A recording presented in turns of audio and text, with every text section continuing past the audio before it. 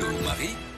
Allô Marie, Marie Dupin. Une question de Benjamin ce matin qui se demande comment on peut contester une amende reçue pour non-respect des règles du confinement. Oui, RMC, vous le révélez hier, près de 90 000 amendes ont été dressées en moins de 15 jours pour non-respect du confinement. Des amendes de 135 € et 200 si vous êtes en état de récidive. Il est tout à fait possible de contester une amende si vous estimez qu'elle n'est pas justifiée. La première chose à faire, c'est de ne pas la payer puisque le paiement vaut reconnaissance de la contravention. Ensuite, vous avez 45 jours pour contester et pour ça, vous pouvez par exemple adresser une lettre en envoi recommandé avec avis de réception.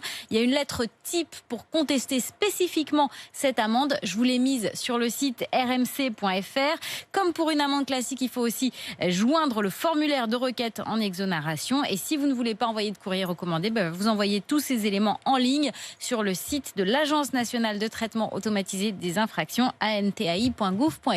Et il faut fournir un maximum de preuves, Oui, j'imagine. plus vous aurez de documents qui attestent de votre bonne foi, plus vous aurez de chances d'obtenir gain de cause. Ça peut être un ticket de caisse de vos achats, une convocation médicale, une attestation de la personne vulnérable que vous alliez visiter ou un justificatif professionnel. Attention à bien conserver une copie de tous ces documents. Et puis une fois que votre contestation aura été reçue, le ministère public pourra soit classer l'affaire sans suite, soit décider que la contestation n'est pas justifiée. Attention, dans ce cas, vous risquez une amende majorée de 375 €, 450 si vous étiez en état de récidive. Et les contrôles vont se multiplier et se durcir, nous a dit hier le Premier ministre. Le Premier ministre qui a précisé en effet que les contrôles se multiplieraient. Merci et pour donc toutes les ces amendes. précisions.